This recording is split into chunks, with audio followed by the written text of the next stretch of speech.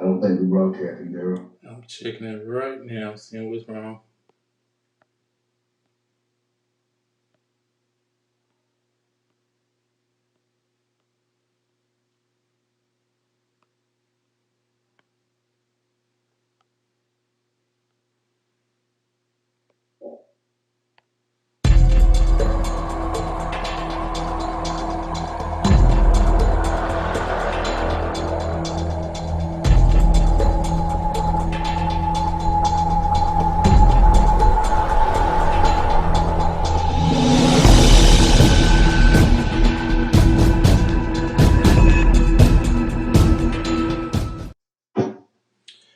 Hi, and welcome to another episode of the all new TTown 411 Report. I'm your host, Darren McKinstry. We're here live from McKinstry Banquet Hall, located at 5480 Jug Factory Road here in Tuscaloosa, Alabama. We're also broadcasting live on Sound Booth Radio 106.1 with Mike Wilson. Mike, tell them how can they sound in on Sound Booth Radio and Sound Booth TV.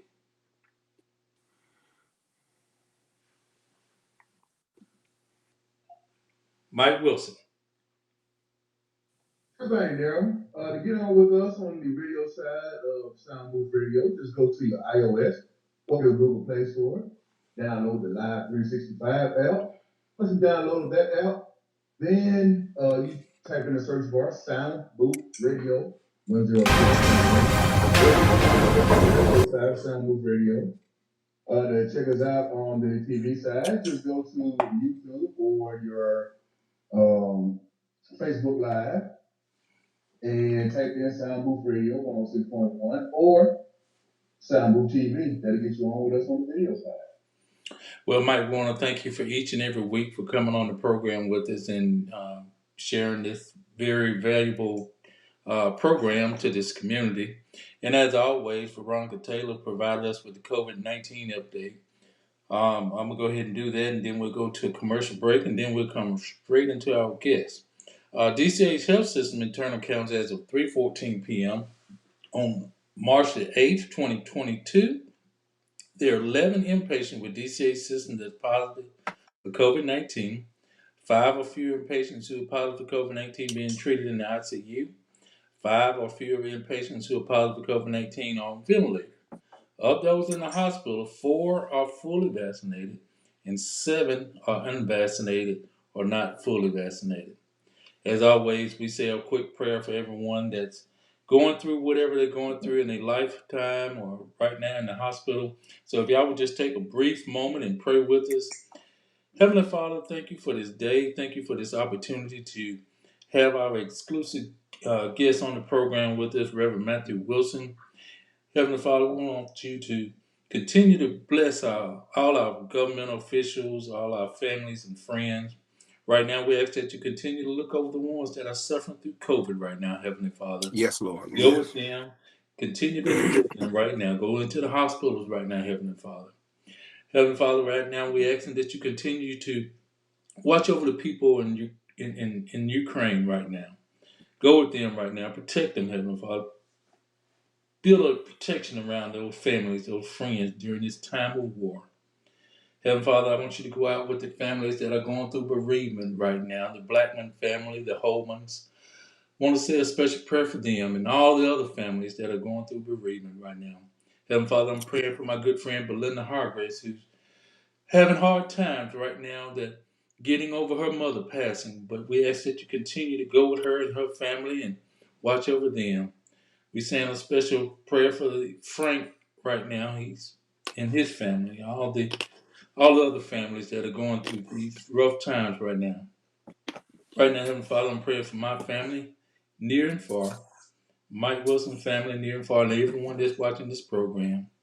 All our government officials continue to watch over our public servants, our law enforcement, our firemen, and all the public servants.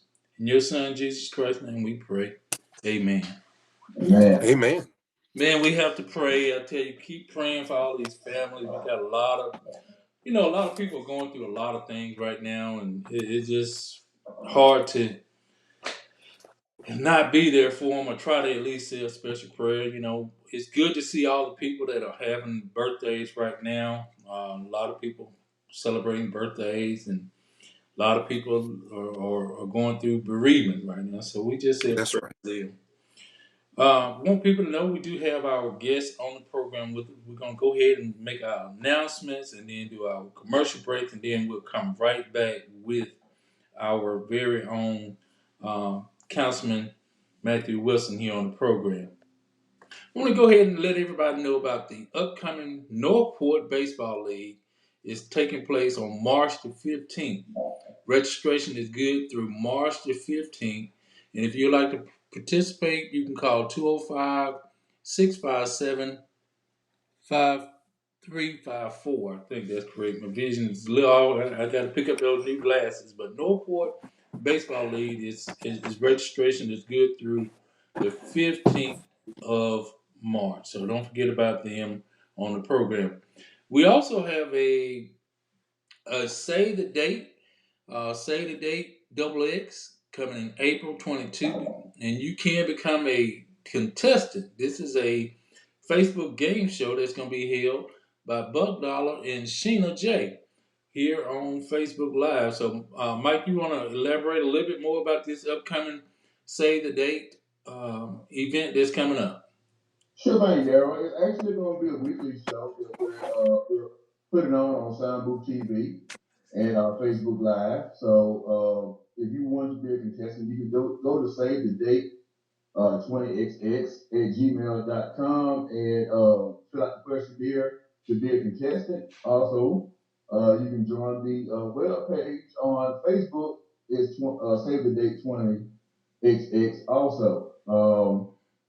The two co-hosts, as you said before, both BUC Dollar and Sheena J. And it's put together by our very own Paula Foster Cadell. She's one of the executive producers on the show, and the creator of the show in itself. Okay. Looking forward to it. Looking forward to it. Want to go ahead and announce Happy International Women's Day to all the women. The day is March 8th, International Women's Day. And we just want to say Happy Women's Day to all the women of this world. We just want to make sure we say that to you. Got a few commercial breaks and we'll be right back. Stay tuned. Go ahead and call a friend. Call a neighbor and let them know we got our good friend, Councilman Matthew Wilson. Reverend Matthew Wilson will be on the program, and he's the councilman of District 1 of the city of Tuscaloosa. He'll be on the program with us. Stay tuned. Go ahead and call a friend. Let them know we'll be on in the next 5 minutes. So stay tuned. We're going to a commercial break, and we'll be right back.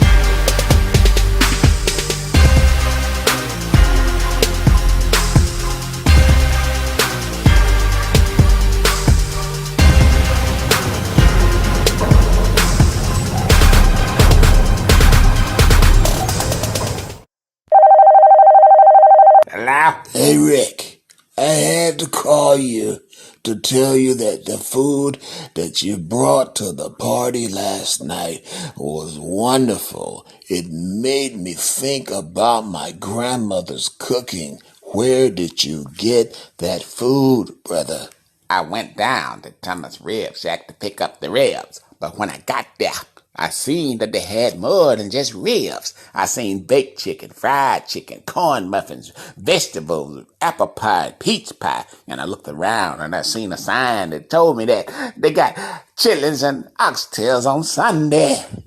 Oh, all I can tell you, go down to 2931 15th Street or just give them a call like I did at area code 205-759-5010. Thomas Red Shack, Tuscaloosa, Alabama. Head on down to Archibald and Woodrow, some of the best barbecue in Tuscaloosa, Alabama, y'all. Right off of 4125 Greensboro Avenue, Tuscaloosa, Alabama 35405. You can hit them up at 205-331-4858. Also, you can find them at their other location, 1211 Martin Luther King Boulevard, Northport, Alabama 35476. 205-345-6861. Tastes so good, make you want to slap your mama. Get your event jumping with Caroline Shines and Impulse Band. Impulse Band has been together for over 7 years, and they haven't missed a beat yet. The band has and will play in various venues and doesn't mind traveling to you. Being led by Alabama Blues Hall of Famer herself, Mrs. Caroline Shine. Impulse has opened up for Bobby Rush, L.J. Eccles, Tank, Fantasia, Calvin Richardson, just to name a few. The Impulse Band will surely fit your need for entertainment. Dial 205-887-6859 or 205-887-5026. Or you can just email them at shinesbrightly@yahoo.com. Caroline Shines and Impulse, the band made just for you. Fly, fly, fly. Scoochie, huh? I drink till I'm drunk. Fellas, head on down to New Generation Barber Shop, right off of 2600 McFarland Boulevard East, Suite C. Go ahead and get you a fly cut from my boy Fred Brown. You can hit him up at 205-292-4995. Also Sam Brown at 205-722-8506. And how can I forget about my boy Amp the Barber? Hit him up at 205-561-7473. Check him out, y'all. Pick, I might as well hell. Drop the top and take a selfie, Marco. For over 27 years here in Tuscaloosa, Catfish Heaven has been pleasing our taste buds with their delicious catfish, pan trout, hot wings, coleslaw, hush puppies, and don't forget about those made-to-order French fries.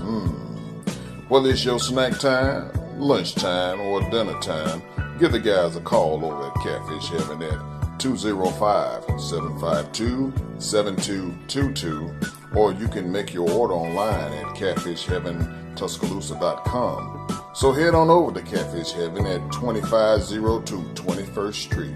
See you there.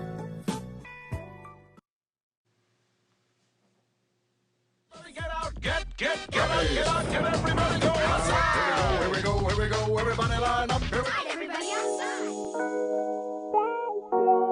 City Friday night, oh, going down again. Oh, you girl, yeah, until the rain. City Friday night, this Friday night, it's going down again.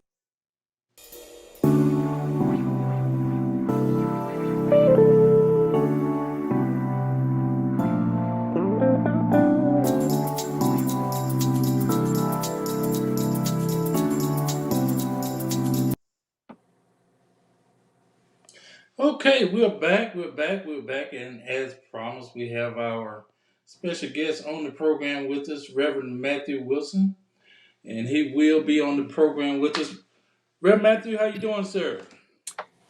Daryl, thank you for having me on the show, man. I'm great. I'm wonderful. It's good to be on tonight with you and the people. I'm grateful and thankful for this opportunity to come and to address our community. Well, want to congratulate you for your first term as Councilman of District 1. here in Thank the you. city of Tuscaloosa. And just go ahead and tell people a little bit about yourself. Some people might not know as much as I do, so I'm gonna just let you introduce yourself and go from there. Okay, thank you so much. Well, Daryl, first of all, I'm a lifelong resident of District 1, born and raised in Tuscaloosa, Alabama, born and raised on the west side, went to Tuscaloosa City Schools, graduated from the Central High School, had the opportunity to go to the Stillman College within our community right here on the west side. Went left there, came in, went to Morehouse School of Religion. After there, ended up, coming back home and started substituting.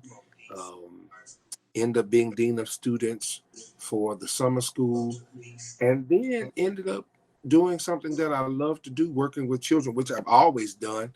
I remember working with you, and I taught your children at Creative Child Development Center with my godmother, Miss Virgie Green. Sure Uh, did. yeah, so and then having the opportunity to work with you at the Stars and Success Prep Program, and from there, I was asked to. You were one of the first ones to talk to me about trying to change the trajectory for our children, uh, especially those who have gotten in some type of trouble.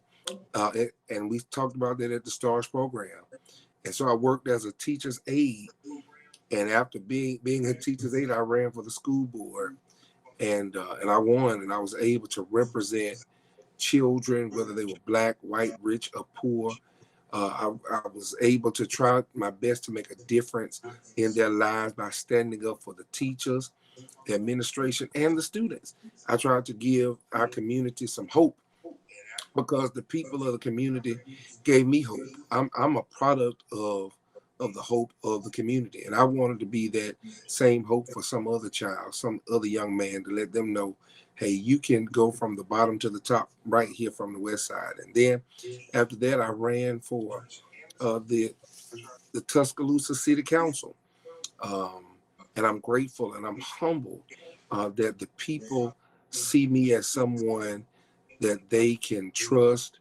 They see me as someone who's a consensus builder, who's a bridge builder. Uh, I can tell you this: I've been learning. Being a city councilman is a tall task. It's a humbling task, and it's also a task where you really have to look out for the people in your community. It's different from the school board because on the school board, the school board chair and superintendent make the agendas and they come up with things that they want to talk about. But when you're on the city council, you have the opportunity to to put things on the agenda. And and so I've been fortunate enough to begin to learn the different structures and acting accordingly, serving on different committees. I'm on the, I serve as the properties chair. I serve as the vice chair of projects of everything that comes through the city. And I also serve on the finance committee, and that's dealing with the spending of our city. I serve also as an EXO alternate on the community development committee that's headed by one of our fellow councilmen, Councilman Lanier. And so I'm grateful to be able to be on, but that's what I'm doing. And I want to give a shout out and thanks to all of those that came out before we go on to the cleanup day. Stillman College, thank you. University of Alabama, thank you. My frat brothers, Alpha Phi Alpha fraternity, Omega Psi Phi, Phi Beta Sigma, aka some Deltas, Divine Nine, community constituents. People came from everywhere, and I'm just so thankful and humble that people believe in what I'm trying to do, to be a voice, just being that person that people can lean and depend on. Well, we want to thank you. I'm going to ask you to turn down your volume just a little. Okay. Let's see. All right, is that all right? Yeah, I think it sounds a little bit better. Well, Matthew, we really appreciate you, man. Appreciate what you're doing. First, want to go ahead and congratulate you on taking the stand on two or 3 weeks ago about the redistricting. Yes, Uh, sir. and we really want to thank you for that. And as you said, you're learning. You're Yes, learning. sir. It's a learning process. It is, and I'm gonna tell you this much. I'm also learning to how to advocate for the people without being um, disrespectful, but yet to be direct. Okay.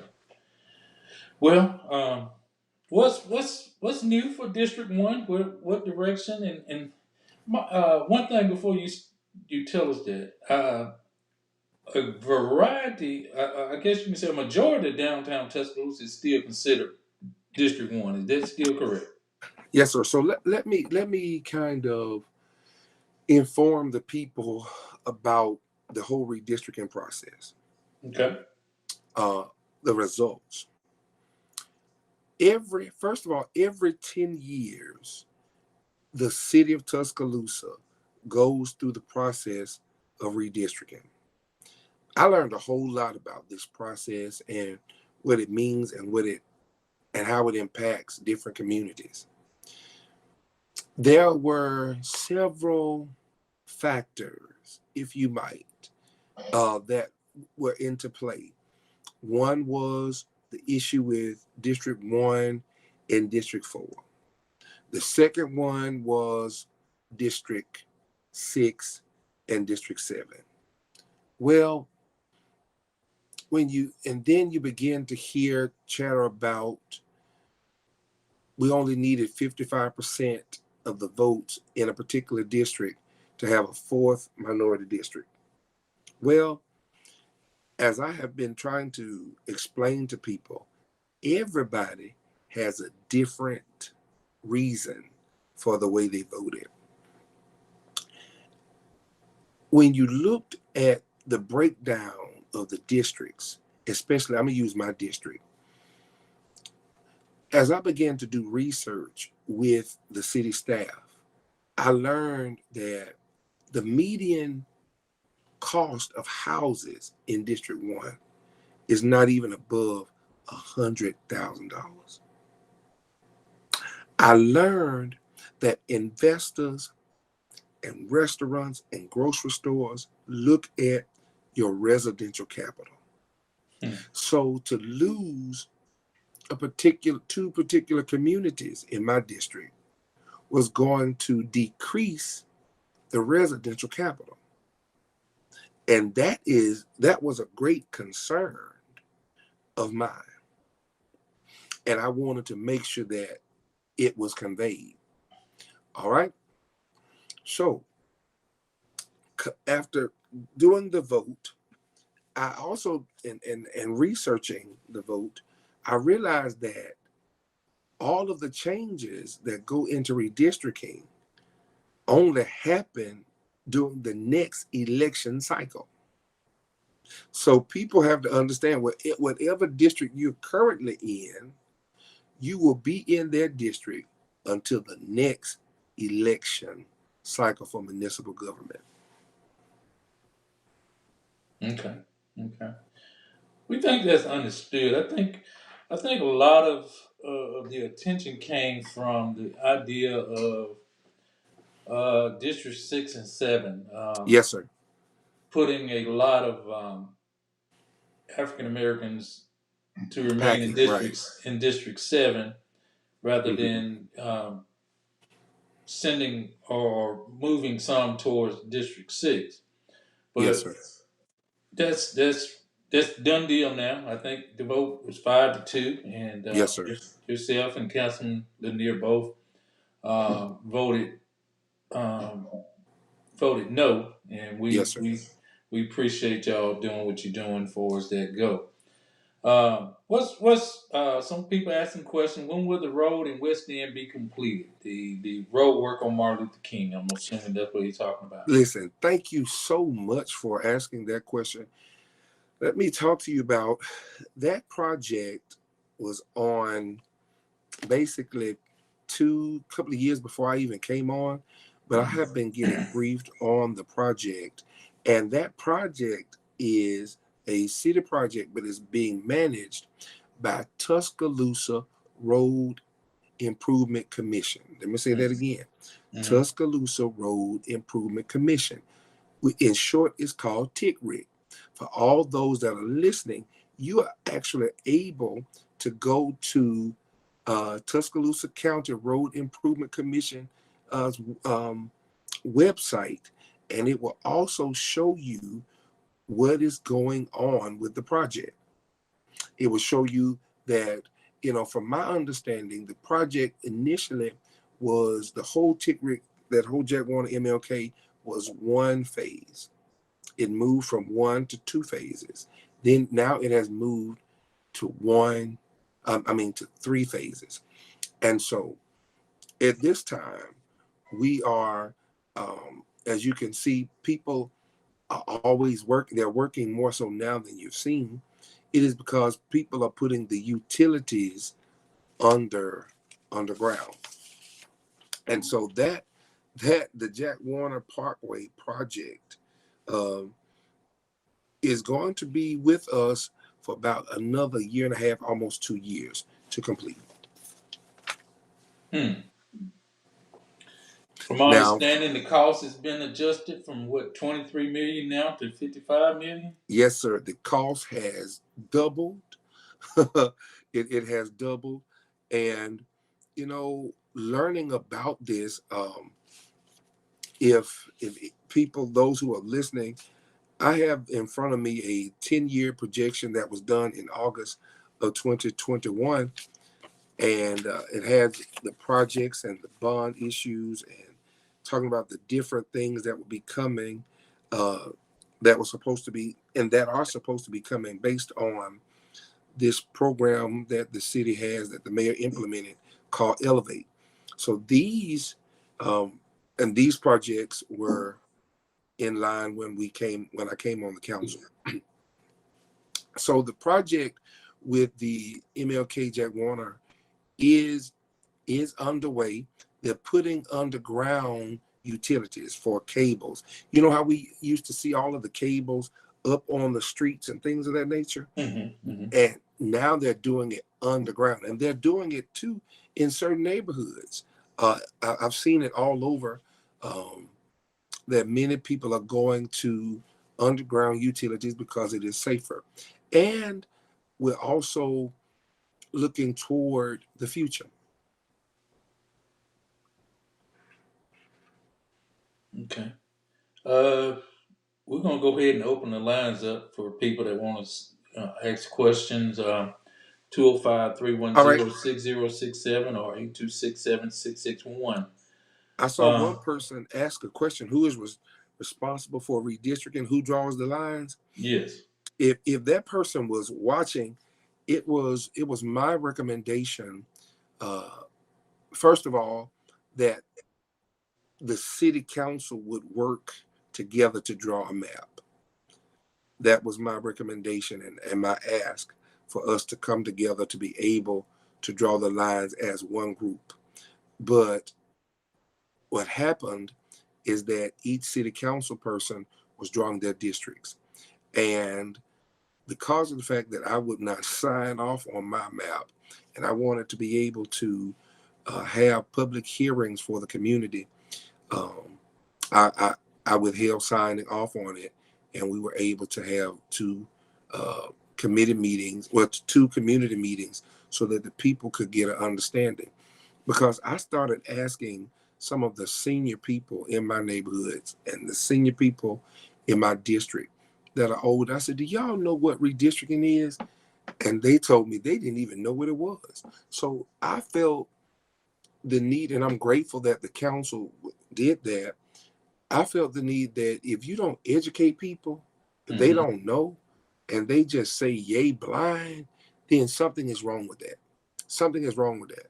And don't my dad and them and mom said reading is fundamental.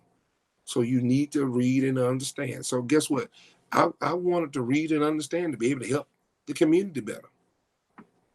We appreciate you for doing Do that. you feel that the rest of I the can't hear you. council did the exact same thing as far Say as what? explaining to the people in their districts what was involved with the redistricting? I can't say it.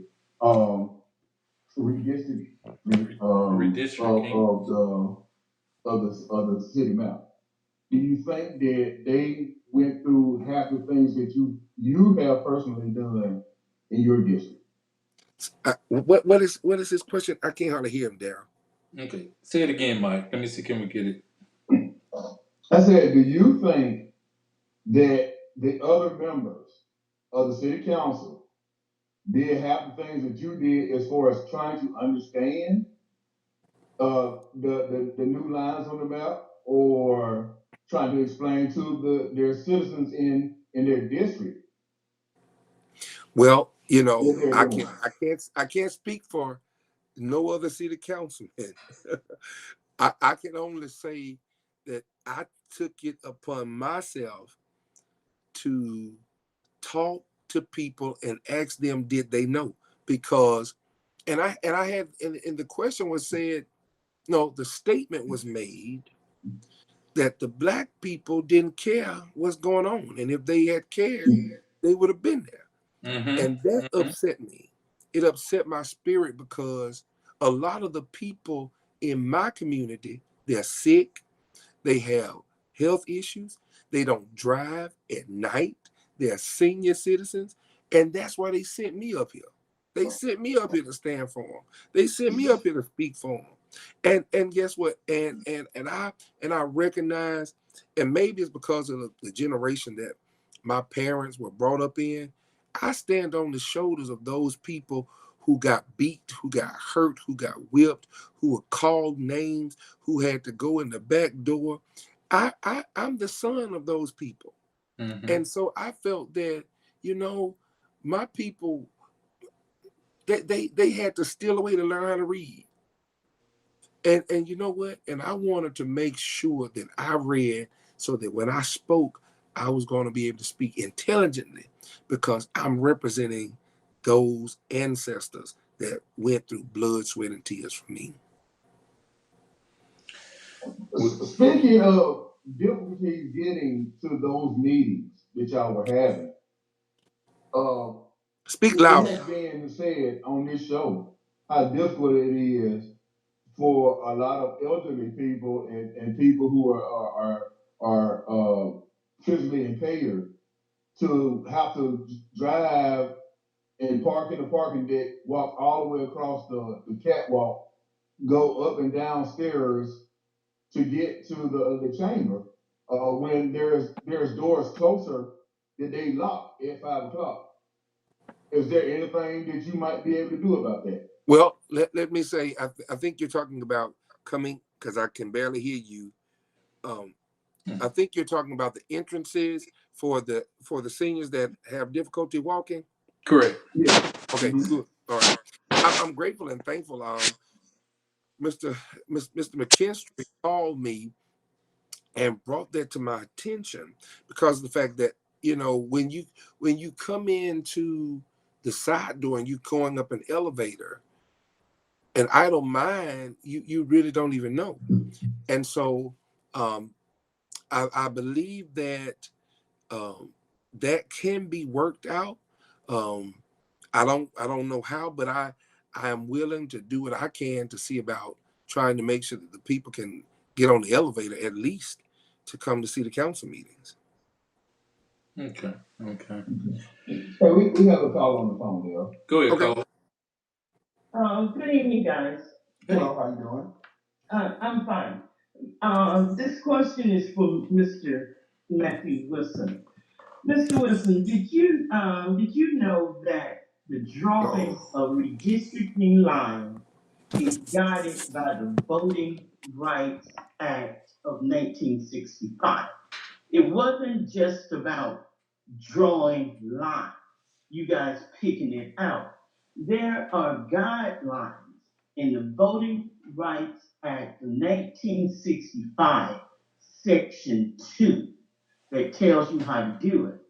I'm appalled that you did not get this information from Walt Maddox and also Kip Tyler, because it's probably been twice since the mayor drew the lines, and Kip probably went through it twice also. Those are the guidelines. It just wasn't about picking and choosing, and it wasn't even about what the people thought. They can give their opinion, but you have to go. This is a federal law in drawing the lines. So I do want to say it is not over, because this will go to court. But Mr. Matthews, did you understand that this was a Voting Rights Act guidelines that you guys had to go by? Hold on one second. I think, okay, he's back. Hey, do I need to ask that question again? Ask it one more time. Mr. Matthews, did Yes, you ma'am. not know when it came to drawing redistricting lines, this is federal law by the Voting Rights Act of 1965, that there are guidelines that you must obey when it comes to drawing lines. It wasn't about you just picking things and everybody just choosing what they want. I believe Walt Maddox knew that. But being that you guys did not know, he let it went. But this is a Voting Rights Act 1965, Section 2. The guideline says by the population, when the decennial census give out the numbers, you are to divide that population by your district. So it would be 89,600 divided by 7. Then each one of these districts would have the same number. So I think that number comes out to be about 14,200 and something per district. Then in that Voting Rights Act, it says when you have a majority minority, the majority has to have the majority district. And I just want to ask you, Wilson, did you know that? Matthew, the question is, did you know that it was a federal Law. law? Voting Rights Act of 1965 had the guidelines in there for you.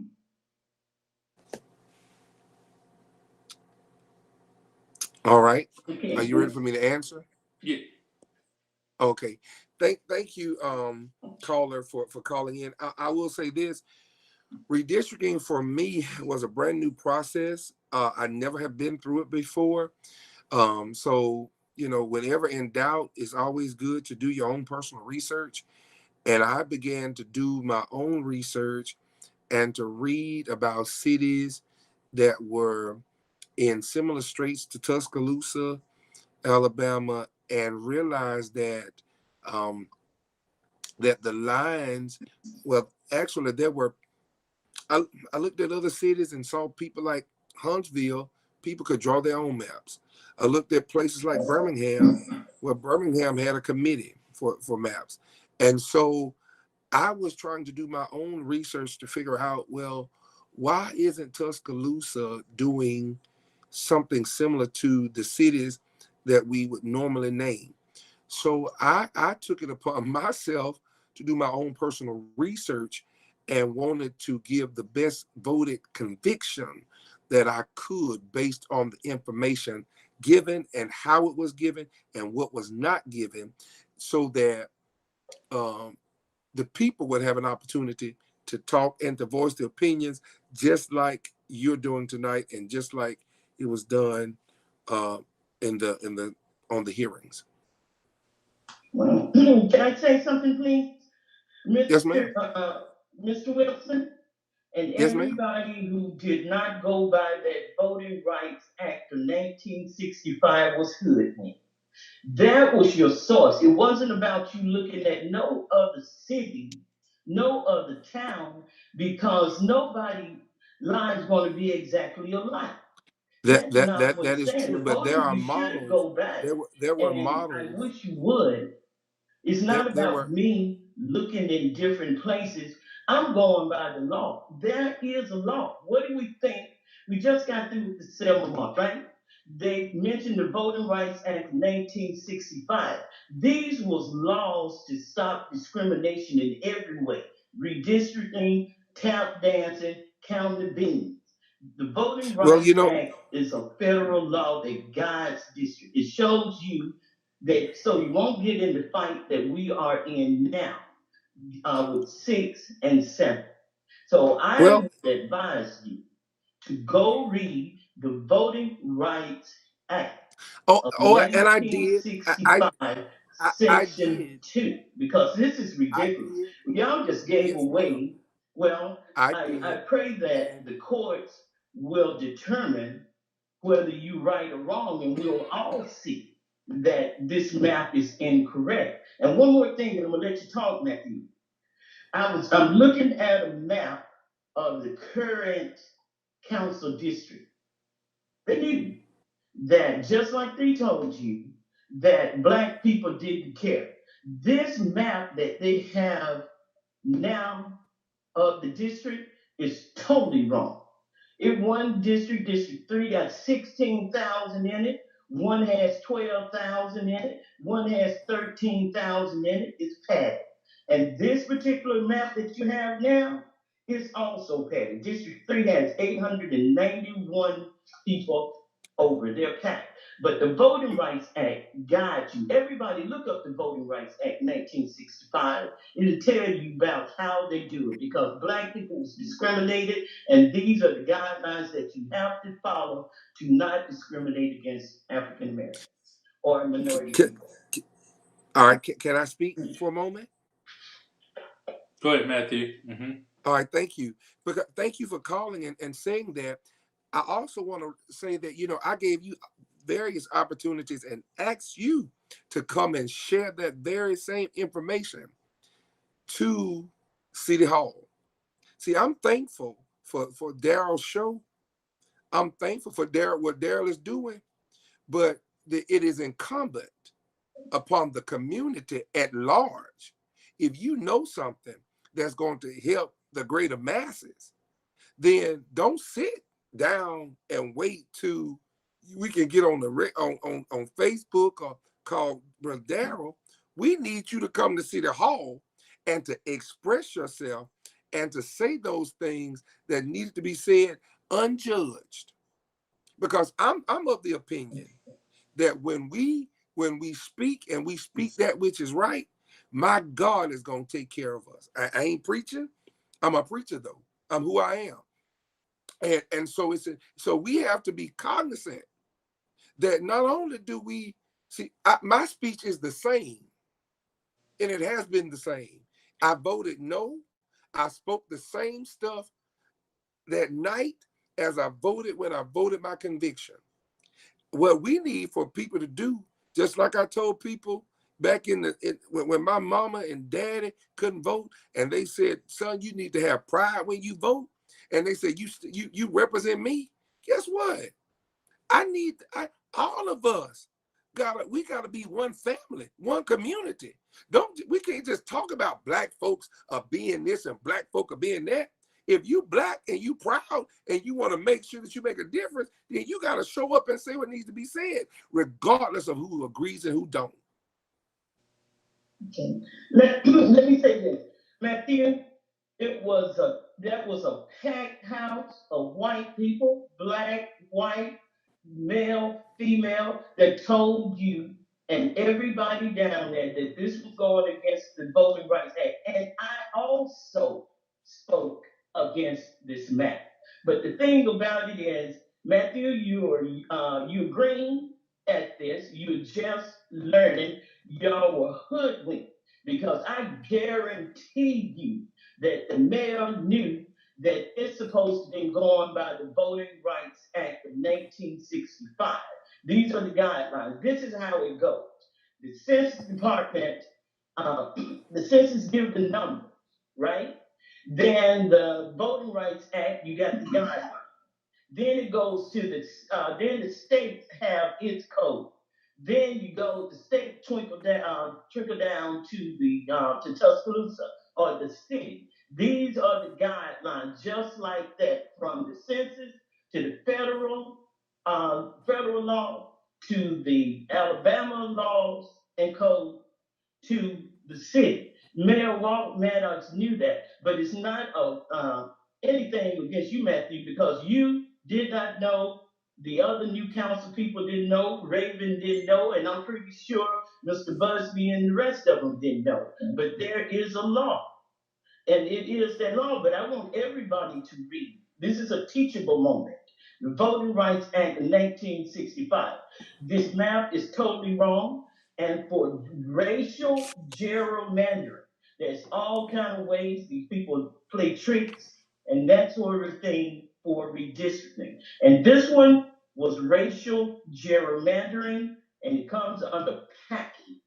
And packing is putting vote 80% or large numbers of voting age population into a district that do not give the minorities a chance to put who they want to put in this position.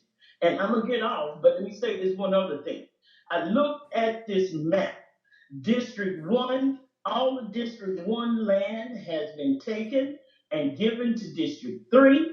Therefore, District 1 need to pull from District 2. Then District 2 start pulling from District 7. What they are doing is pushing us back where we don't have but 3 minority districts. When you take a chunk of District 1, put it over that land over the river, you put that in 3, and every piece of land that was near the river was taken and put in District 3 and packed in there by a count of 891 people. That left a deficit in District 1. So District 1 didn't make it. Now your district didn't have 14,000 people. So what they did was took a chunk out of District 2 and pushed it over in District 1. That brought a deficit in District 2. District 2 went over and got a chunk out of District 7. Then it went from District 6. District 6 moved all the black people over in District 7. District 6 took from District 5. They took white people from District 5 to pad District 6. But that's my thing. But I just want y'all to read. It's not about the people all the time. This was about the law. And I thank you very much. Okay. Just want to add, Matthew voted no. Is that correct, Matthew? Yes, sir. Okay.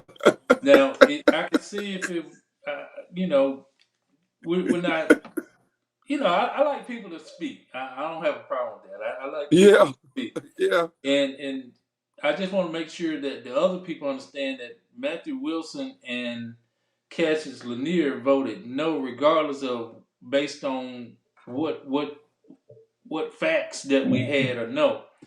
But it's Right, good to know. It's good to know that the Voters' Rights Act of 1965 has something in place to look into, and by being voted 5-2, I think that will be ground for whoever takes upon themselves to challenge the city's redistricting and take it to court.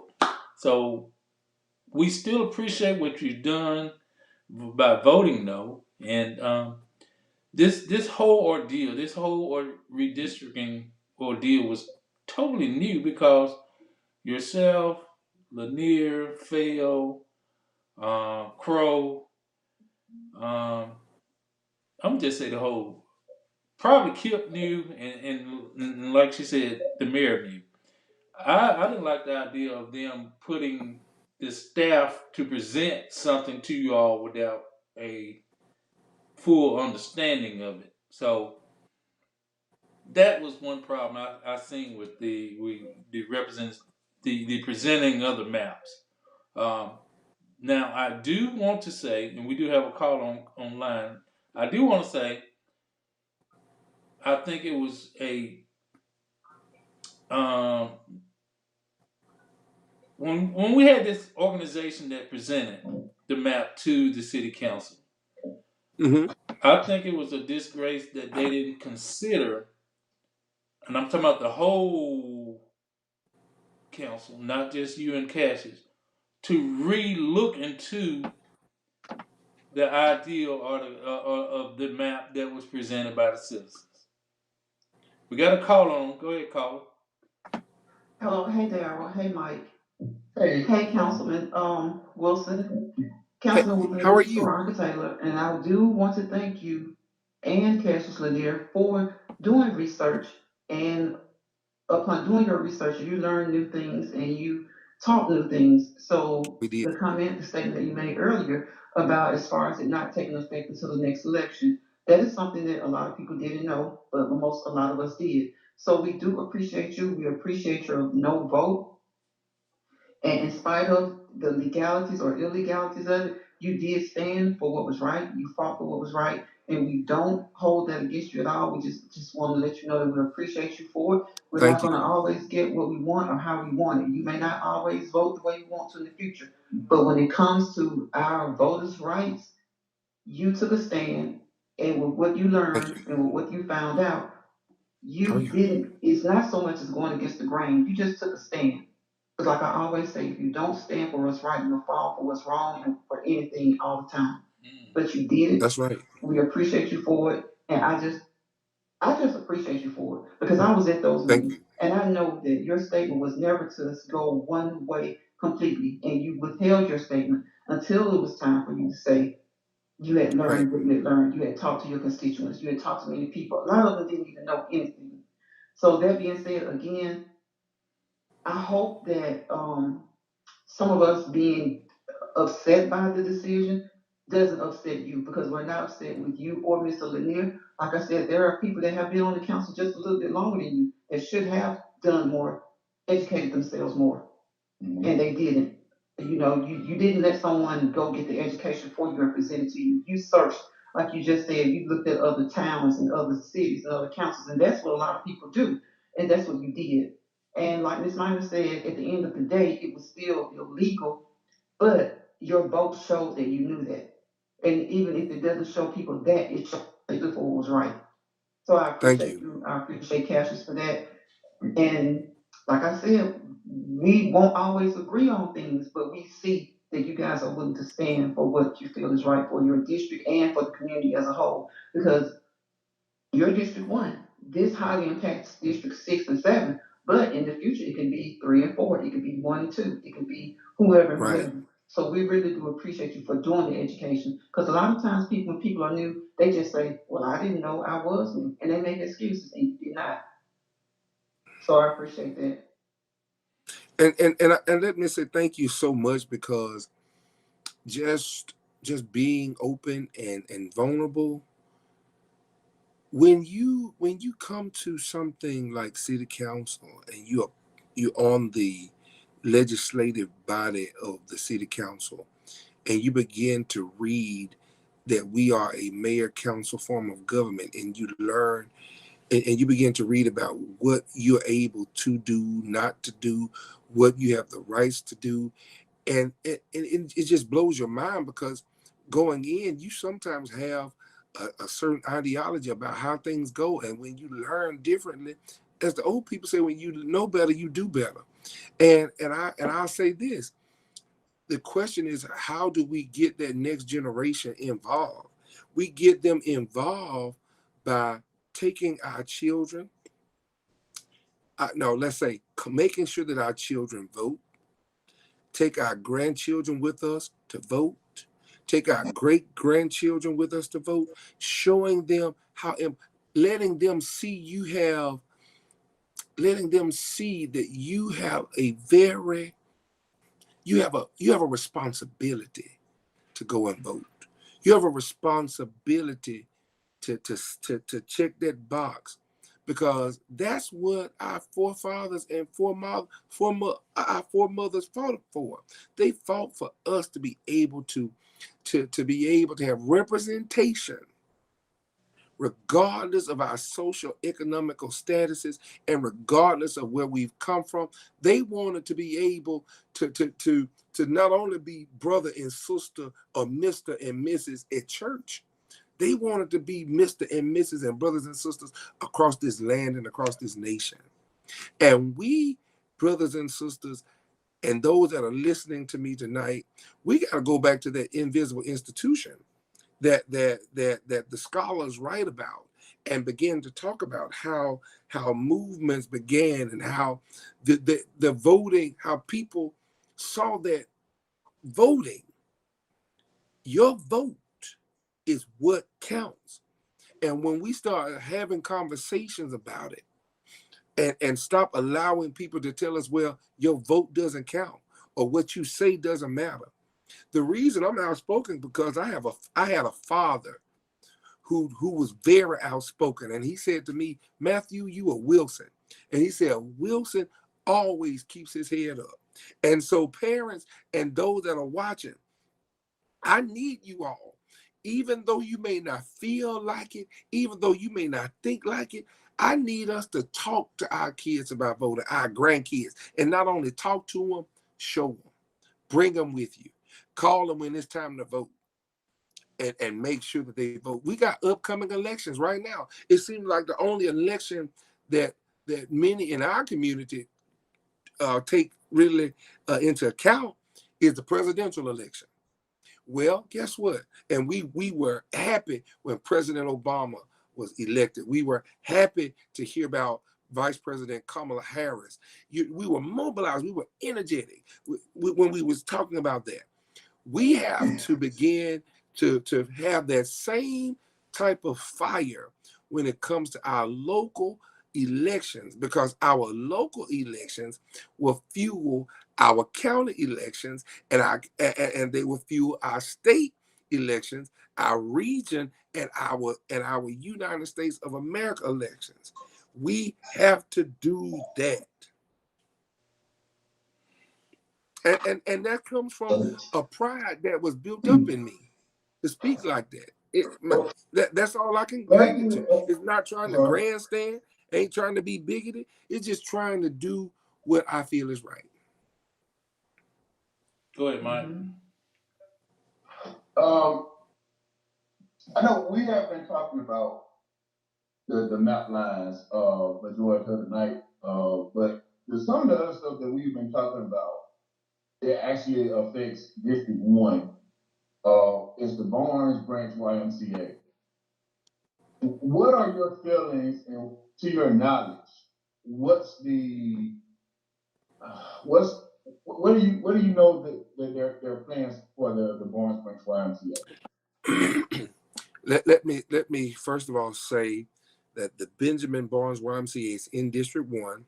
I support the Benjamin Barnes Y remaining in District 1. I took the time to look at the context of things of that nature. There was committees made before I got on the council, while I was on the council, before the last couple of meetings. I was put on a committee. The city has allocated $10 million for the Benjamin Barnes YMCA. Now let's take into account what kind of building will we have, would the city have? I think that the community needs to be concerned about the YMCA. I think, and I'm gonna say this, the community, those who pay taxes, every time you go to the grocery store, every time you go to the store, you're paying for that building, your taxes. Whether you're black, white, rich, or poor, you're paying taxes. I believe that everybody that's watching me on this live, you should be asking your city council rep, come to City Hall. There's been planning stages, there's been talks about it. The Benjamin Barnes YMCA is on the radar. And I believe that with the community support, with the community involvement, the Benjamin Barnes YMCA can be the best that it needs to be. But also, we have to recognize that when you talk about the Benjamin Barnes YMCA, I was never on a board. I was never on the board of directors. I was never on the advisory board where those decisions and those talks were beginning to be made. Those talks were made before me. But I will say this: we have to begin to hold those who are on those boards, who are supposed to be representing our communities, accountable. We have to hold them accountable so that we can make sure that the needs that we tell them get to the appropriate people and appropriate places. Matthew, the appropriate person that delivered the message of the $10 million facility for the Benjamin Barnes Branch YMCA is our mayor, and that was part of his campaign promise. So the Yes, sir. community, yes, need to get behind him, behind you all, well, behind Yes, sir. you, or behind the idea of the Barnes remaining in District 1. $10 million building would be a nice building, but of course, material went up right now. I understand that, but as we've been saying in the last couple of weeks, that'll be just like putting Burger King in the same parking lot as McDonald's. Yeah. Okay. And I'll say this: listening to, again, I'm listening to the people that I represent. The people that I represent are concerned about. They're asking me, why would you move the YMCA out of? Why won't you be where it is? Mm-hmm. Why would you move it somewhere else? Why Mm-hmm. would you put it in a place where there was a flood zone? Why would you put it on the McDonough Hughes site? These are questions that my community, my district, are asking me. Mm-hmm. And I'm telling them, my support is the support of the community. The present location is fine, and I understand the zoning issues that might be brought up for us dealing with parking. Mm-hmm. I think there's also ways to accommodate or fix things. I think somebody said last week, rather than building out, we'll build up, and that will help with the parking process. Mm-hmm. The baseball field can be eliminated. I mean, I think playing in a at the McDonough Hughes Field was well represented this past summer. You had Yeah. all three or four age. You had all age groups able to play in one location, so parents didn't have to go from point A to point B and back from point B to back to point A.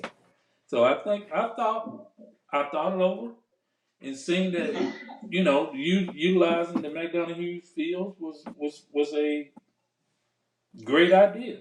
At first, there was a little, I said, okay, we used to playing at the Y, but change was made. I don't have a problem with the change, but you adapt. Now, if not in that same location, is Paramore Park in your district? Yes, sir. And this just me, Darryl McKinstry. Now, I don't know what the community say. Uh, it's one of the most underutilized parks in the city, but it has vacancies that could feature the best park in this city.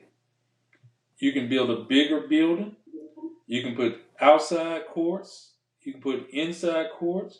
You can have a baseball field. You have the amenities of a swimming pool, splash pad. You have the picnic area. I just see you got the skateboard park. I just think you can utilize Palmo Park more than we utilize it. Some people might say let it stay where it is. I just seeing Palmo Park being able to expand with the Barnes Branch YMCA at that location. That's just me now. Parking wouldn't be an issue. And I appreciate that even thought. Parking shouldn't be an issue.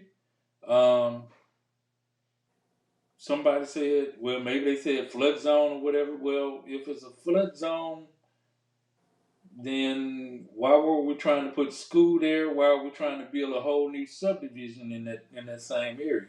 If it's a flood zone, Mm-hmm.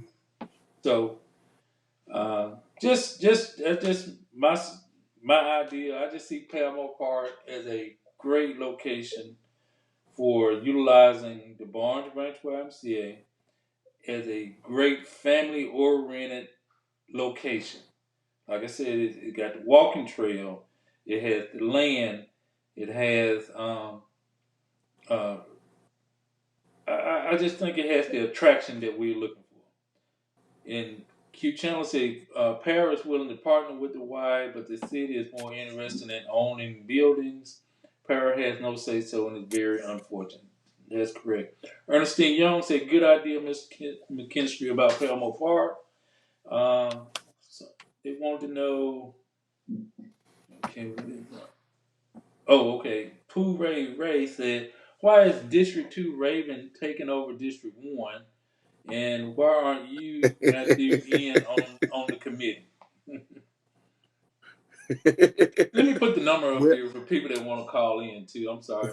The phone lines are open 205-310-6067 or 826-7661. I don't want this whole thing is for the community to get to talk to your representative or get a chance, because council meeting you only get 3 minutes and you don't get an opportunity five. You to get go. five. You get Oh, five okay. now. They moved it to 5 minutes.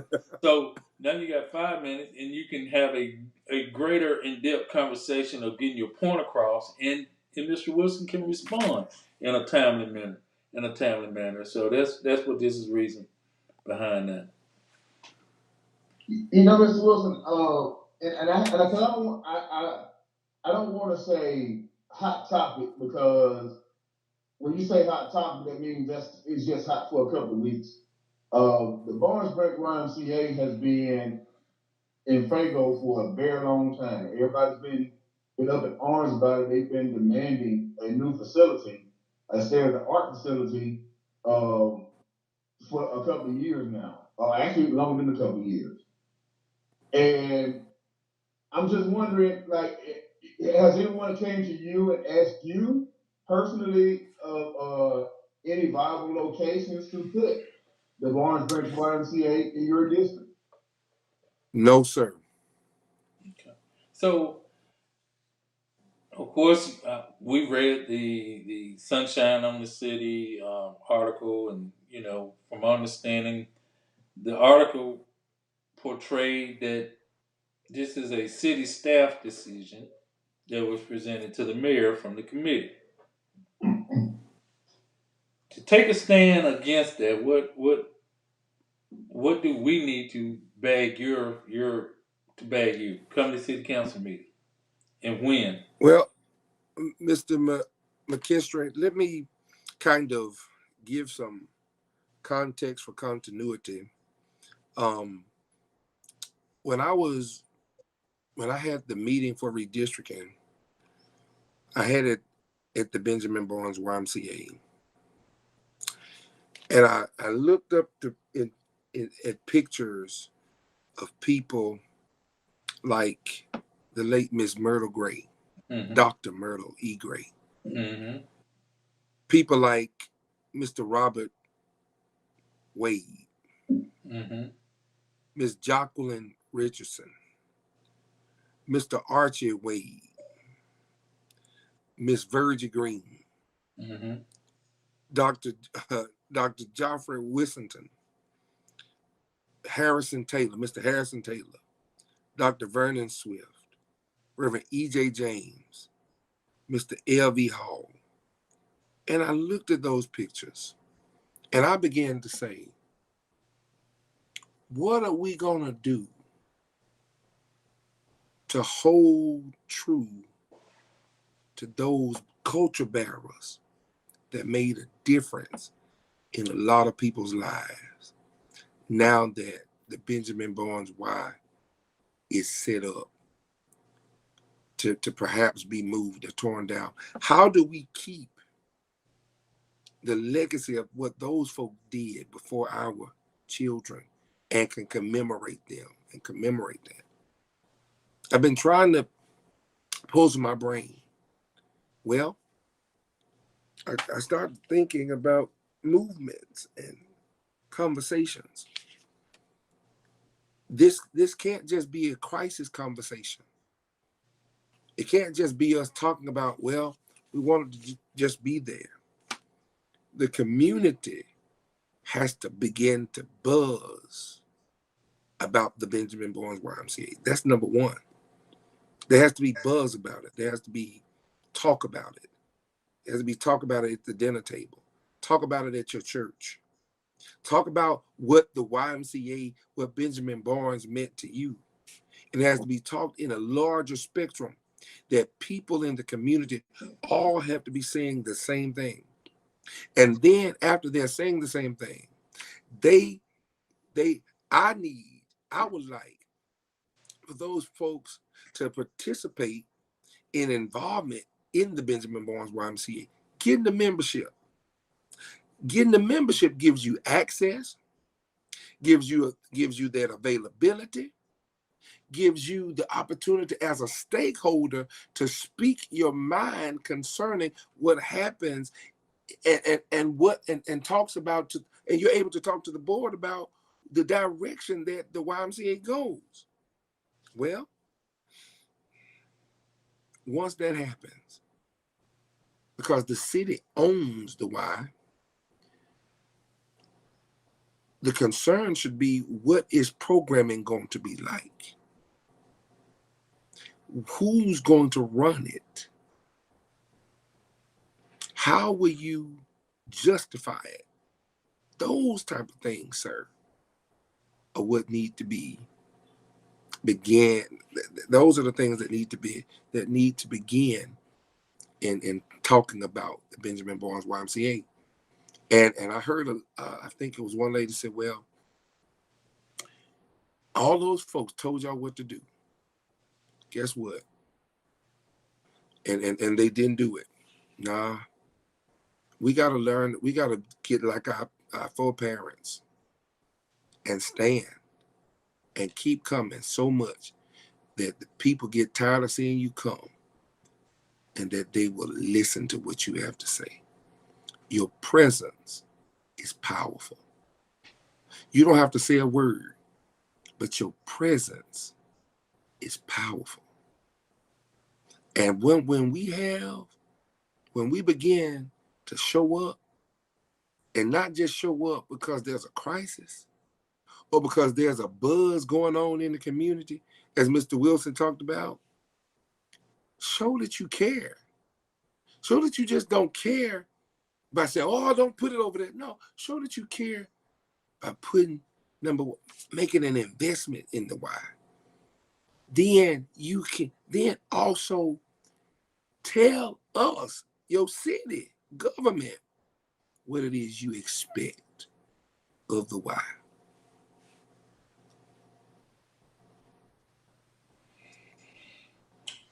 Once again, the phone lines are open, 310-6067 or 826-7661. You can speak with your city councilman, District 1, Reverend Matthew Wilson, who's the representative of District 1 here in the city of Tuscaloosa.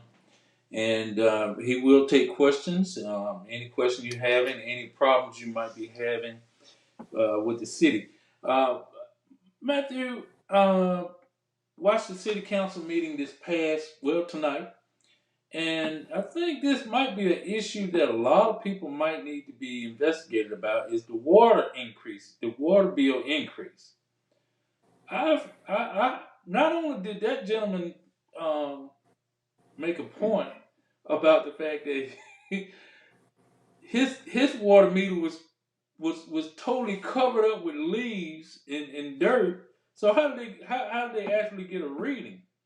So I'm hearing a lot of other people, and we talked about on this program, other people saying how much of an increase the water bills has been.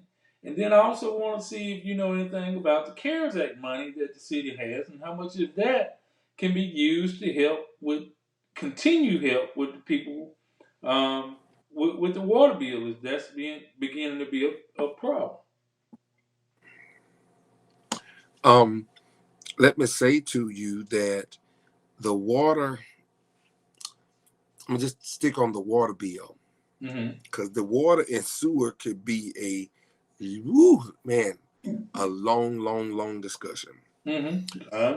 Um, but the water bill, those water bills are a concern, and they were in so much a concern that the city had a company that was managing those bills that was supposed to be sending your bills out, and then people were not getting their bills because I didn't get a bill for like 2 months, and then ended up 3 months and ended up getting a disconnect notice. There are several people that perhaps got something similar to that and began to call asking about their water bill.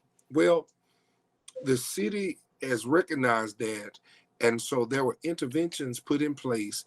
Hopefully now we are trying to work out those issues right now. I mean, current as I'm talking to you all, to try to make sure that people's water bills are taken into account and that things are duly handled. Um, you also know that the city of Tuscaloosa, mayor and city council, we talked about the water taking an increase in the water bills because the water and sewer 10-year plan, which is coming up, which we voted on, and to make us basically comparable to other cities. But this gentleman here that spoke tonight, he had not even got a water bill and was getting a disconnect notice. Mm-hmm. And I too felt that pain. I got one as well. And I went and paid it. Things were fixed, but the city was also, and I'll say this, there are monies and funds that are out there right now.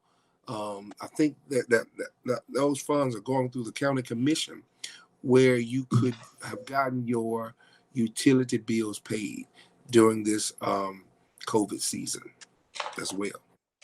Yeah, we talked about that. We passed that information along. I'm not sure Yes, if sir. it's still available. Those funds still available at this moment. But we did pass that along back in July. I know back in July that we showed Right. that was available to assist with utilities and things of that nature. Um, Hey, Gary, we have someone on the phone. okay, go ahead. Let the caller talk. Hey, good evening. Hey, how you doing? Good, good. The question I Good. was referencing, and I think it was a proposal this evening, talked about the city issued new bonds, maybe upwards of 125 million next year. And I was wondering with that amount and what the other bond obligations that the city has, the debt obligation, how, I guess the concern I have, Jefferson County, that's how they got into that issue with the bond, that you got to understand that, with the sewage bill, now people up there now have sewage bills, $125 a month and higher, people are actually water getting cut off and people can't have that. And my concern is like things are looking like now we got $4 a gallon gasoline. Certainly that's going to push back on people spending power, for bringing, debt, taxes and revenues. So people, they just have to make up for it. And how, look at what's the overall bond indebtedness that the city be looking at early? You take out 145 million more, you talk existing bond indebtedness. What the total bond indebtedness for the city looking at? You talking about the $125 million bond y'all might have been discussing or being presented, Matthew?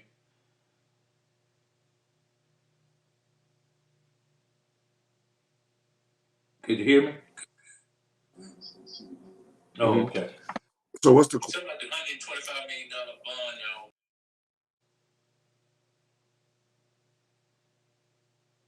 so you what the city is doing currently? What we're doing now for us, what you saw today on the finance committee is that we were being educated about the bonds and the bond rating and what the city, well, on the facts of how much debt the city has, as well as what the overall opportunity for the city to get um, as it relates to borrowing, well, to get to selling those bonds. And so I'm trying to get what is the question that's being asked. Well, well, I'm glad you mentioned that, and I think what he's saying is probably fixing to be about the same question I'm asking. The word debt. How much more debt do you think we're gonna have to be able to get in? Because a bond is pretty much like refinancing your house. Would you Right, say it is. okay? And basically, what you're saying is you go out and you overspend your credit cards, you overspend Mm-hmm. projects, and then you need to go refinance it and put all this back in it at another interest rate. Um, Matthew, I'm gonna say it. I'm here. Elevate is not producing what it was projected to produce. Would that be a fair question? Are you asking me? Is it? Would there be a true statement to say Elevate is not producing the amount of funding for all these projects that the mayor presented? I I'm going to say this. There are going to be some challenges, yes, sir, buddy, to everything, and even though the money for, let's say, for instance, I'm gonna use, let's say, we allocated 10 million for something, and when you look at inflation, it's going to cost us 15 million. Of Mm-hmm. course, we don't have enough money allocated to build the project unless we have to take some things out to try to really complete the project. But then Mm-hmm. will you get everything that you really need out of the project is the question and the conversation. So the other $22 million they need to finish Martin Luther King, that's not coming out the city budget. That's coming from the Tuscaloosa County Road and Bridge Tax or Commission Yes, or sir. whatever. Okay, so that's Yes, not sir. coming from there. That's not coming No, from sir. the city budget. Thank you. I just No, want to sir. make sure that. But the bond, the $125 million bond he's talking about, um, you said y'all were just being educated about. Today we haven't even gone to the market. There are discussions about going to the market, and what Fraser Lanier did today was give the finance committee a work session on basically what is a bond, how do you make these bonds, what's the law on these bonds, how do the credit, um, how do the rating, Credit the rating. credit agencies rate you, Mm-hmm. and I think that was a great and informative meeting. I would tell anybody to go and look it up to learn more about it. Um, I learned a whole lot because I would hear people talk about bonds. I would hear people talk about, you know, the city's bonds. But now I have a better knowledge. I don't have the knowledge that I'm looking forward to have because I want to be able to articulate it without even looking at a piece of paper. But I believe that I'll get there one day. So was the 25 million that the city used to bail out the downtown YMCA, was that a bond or was that a credit card? I am. I will tell you. I don't know that That because was I wasn't American on the Freedom. city council at that time. Okay. Um, Well, I know you but weren't what I on the council at that time, but I was right, just seeing yeah. did they I, mention I that? I just remember them talking about the bailout. I believe that former Councilwoman McKinstry would know more about how they pay for that. Well, we discussed it as a line of credit at that time, but I'm just Right. saying, was that a part of a bond that was gonna eliminate some of that? That's a separate debt advantage. Mm, It's totally separate from what we get now. okay. Even though it's been paid back, I think it was paid back, some of the funds were paid back, they have very made sense now. We're using the line of credit to buy right away acquisitions of like rights, fairly road. Here's something I'm interested in, Matthew. And this was brought in October about the employee raises. Yes, Uh, sir. I'm very adamant about employees getting their raises, and I think part of the raise, especially for the public safety committee, was based on a service fee to venues that holds over 1,000 people to add $1 or $2 or $3, depending on the amount of people. In other words, when the university rejected the alcohol sales to add the extra money to the sales ticket, to the tickets, how did that affect the employees' future raise that was being promised this past October?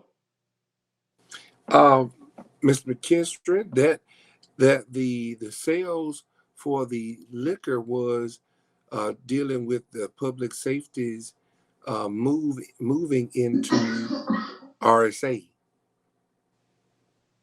That was not with um, the regular employee raises. Okay. That money that was a different pot of money. Okay, so it had nothing to do with the pay raises for the employees. No, sir. Okay. I just wanted to make sure. Yes, sir. Once again, if you'd like to call in, you got questions for the Reverend Matthew Wilson, we'll hang around for a few more minutes, and after that, we'll let him go. I really appreciate you answering the questions. As you say, it's a learning process. It's a teachable moment, and I think once people really get into coming to the meeting, the committee meetings that are held in the like at 1 o'clock, 10 o'clock, whatever, are those open to the citizens as well? And are they able to comment during those meetings? All meetings are open to the public unless there is a session where we have to go into executive session. Mm-hmm. All meetings are you're available. You have the right to attend them due to the Open Meetings Act. If you need to get on the agenda, you would need to speak for those meetings. You need to speak to those chairs and the secretary for the council. Okay. That, yes, sir.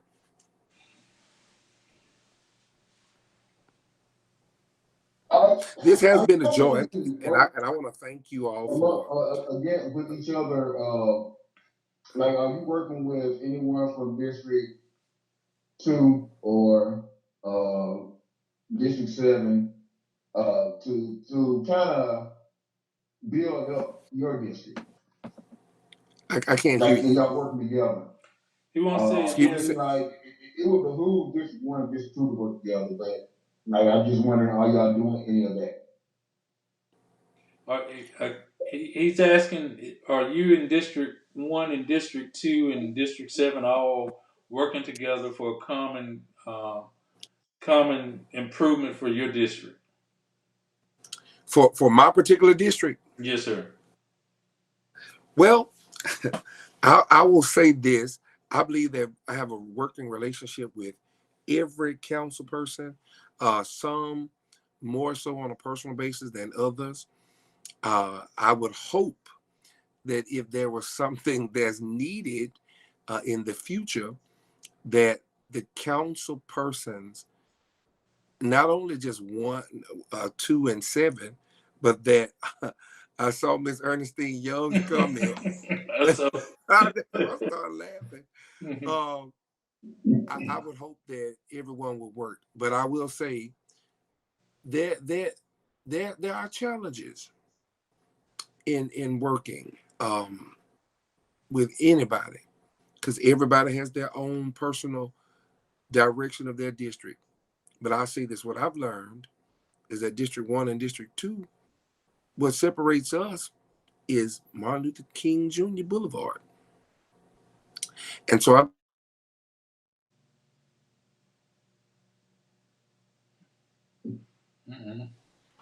You froze out. You there, Mike? You said you got and froze for 1 second. and let me say something. Someone asked the question, why did Raven take over your district? Legally, Raven cannot take over District 1. I can't take over District 2. Nobody can take over anybody's district. And I think people need to know that. People also need to know that we are all sent up there to work for the betterment of, first of all, Tuscaloosa, our districts, and how can we work together to make Tuscaloosa better. In a perfect world, it works the same way that it needs to work all of the time. But are there challenges to that? Yes, there are. Okay. Well, last chance for last call. Anyone wants to come in and call in to our city representative, Matthew Wilson, you can, 205-310-6067 and 205-826-7661.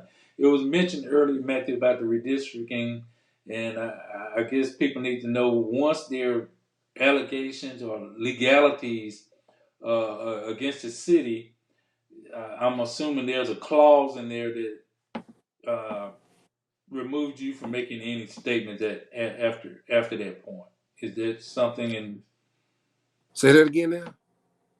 It was mentioned earlier about the possibility of the lawsuit or legalities coming up against the city about the redistricting lines, and Mm-hmm. that if that takes place, then all comments is kind of calmed down from all council people.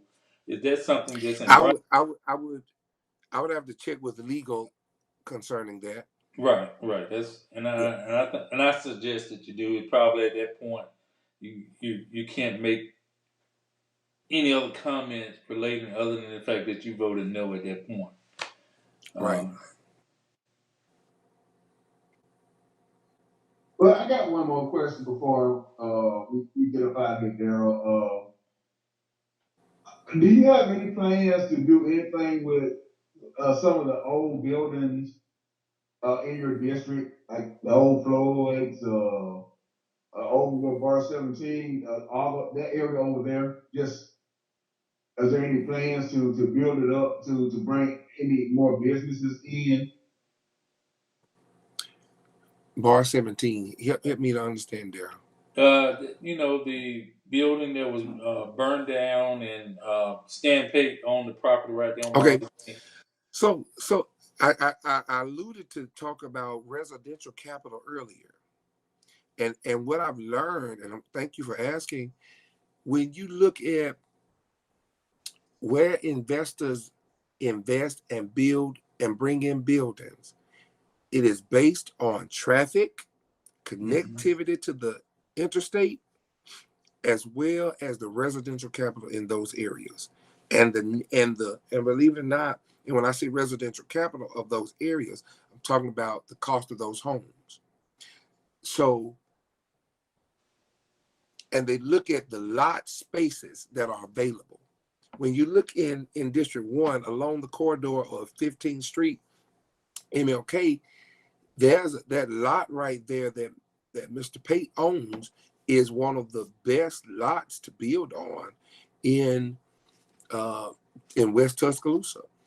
The investor will begin to talk to businesses as well as I would, if I have to talk to the investor, to talk about what is his future plans for that and how is it going to positively impact the city of Tuscaloosa. That's how that goes. They well, Mr. Pate, when he came on, he was actually getting or wanting input from the community of Right. what they wanted, and And you I know, hope that the community gave it to him as well. okay. Well, Matthew, we appreciate you coming on, man. I know you got to get ready for your Bible study and read for tomorrow and Thank you, man. Listen, it's been a other stuff. great day. I want to thank you for having me on. Thank you for giving me the opportunity to address on your show, address people. And let me extend a warm invitation to the people to come out to City Hall. Let me also invite the people to tune in to the committee meetings. Look on Tuscaloosa.com. Look at the city council agendas.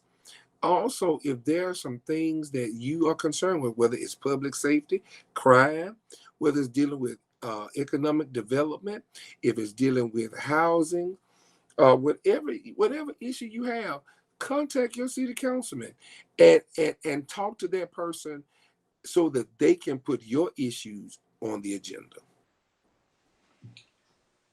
Once again, we appreciate it.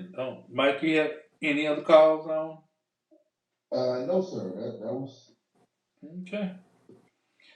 Well, we appreciate you, Matthew, and we will continue. We'll get behind you when the agenda Thank you. Yes, sir. comes up. We still concerned about the YMCA, and I think you have the best park in town with that engine at I YMCA at appreciate Paramount I Park. appreciate your thought, man. I appreciate that. And listen, I believe that there are a lot of people that are watching, and I hope that if they feel the same way that you do, listen, bring it to the city, bring it to us, because you all are our stakeholders. You all are our stakeholders, and I appreciate this opportunity.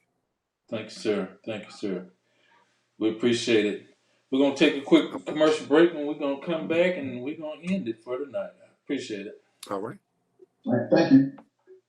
Thank you. For over 27 years here in Tuscaloosa, Catfish Heaven has been pleasing our taste buds with their delicious catfish, pan trout, hot wings, coleslaw, hush puppies, and don't forget about those made-to-order French fries. Whether it's your snack time, lunchtime, or dinner time, give the guys a call over at Catfish Heaven at 205-752-7222, or you can make your order online at catfishheaventuscaloosa.com. So head on over to Catfish Heaven at 2502 21st Street. See you there. Get your event jumping with Caroline Shines and Impulse Band. Impulse Band has been together for over 7 years, and they haven't missed a beat yet. The band has and will play in various venues and doesn't mind traveling to you. Being led by Alabama Blues Hall of Famer herself, Mrs. Caroline Shine. Impulse has opened up for Bobby Rush, L.J. Eccles, Tank, Fantasia, Calvin Richardson, just to name a few. The Impulse Band will surely fit your need for entertainment. Dial 205-887-6859 or 205-887-5026. Or you can just email them at shinesbrightly@yahoo.com. Caroline Shines and Impulse, the band made just for you. Get out, get everybody go outside. Here we go, everybody line up. Everybody outside. City Friday night, oh, going down again. Oh, you girl, yeah, until the rain.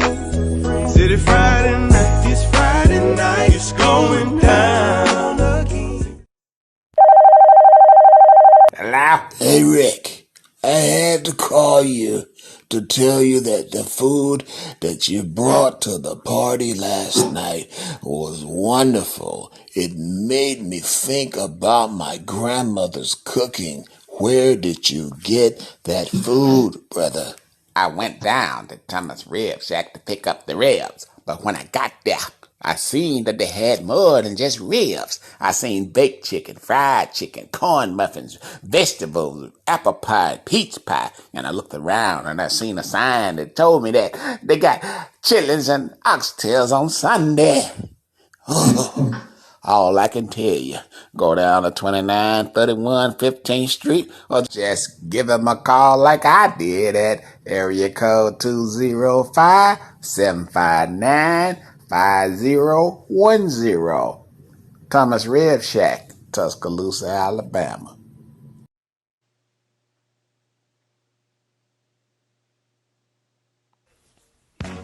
Head on down to Archibald and Woodrow, some of the best barbecue in Tuscaloosa, Alabama, y'all. Right off of 4125 Greensboro Avenue, Tuscaloosa, Alabama 35405. You can hit them up at 205-331-4858. Also, you can find them at their other location, 1211 Martin Luther King Boulevard, Northport, Alabama 35476. 205-345-6861. Tastes so good, make you want to slap your mama. We're back. We want to thank you all for chiming in on the program tonight. Want to thank our guest, Mr. Reverend Matthew Wilson, who's the City Council District 1, City of Tuscaloosa guest, District 1 representative. And we want to thank him. We want to thank everybody that chimed in tonight on the program. Mike had an opportunity. I did make it down to Selma this past weekend. My first time. Very, very interesting opportunity to participate. We did have the luxury of hearing some great speakers. Reverend Al Sharpton, uh, President Kamala Harris. Man, it was several. Matter of fact, it might have been a little too long. As far as that go, we had people in the crowd saying we ready to march. We ready to march. But overall, it was a great experience. I think my granddaughters got an opportunity to experience something of this magnitude and learn something about the voting rights of 1965, which was kept being emphasized through the speakers. NAAC, no, SCLC President Charles Steele, he spoke, and Jesse Jackson. Great speakers, man. We was close as probably about 60 yards away from the podium. Mm-hmm. So we got an opportunity to get up close and hear, probably a little less, probably about 40 yards from the podium. And it was a great, I was putting something together to probably play it some other time. But it was a great, great opportunity, great experience. And a lot of Tuscaloosa people were there or had been there over the weekend. So it's something, if you haven't had a chance to experience, I think it's something worth going to just experience it for yourself. I mean, would I go back? I think the weather was perfect too, Daryl, for you guys. I know Sunday, it was kind of overcast. In the 70s, when I had a little breeze going.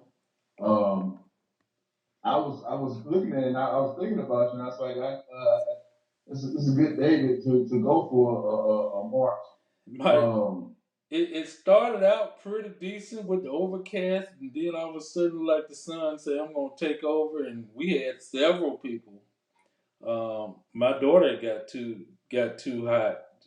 We had several people that got overheated from just standing there waiting on the on the walk. So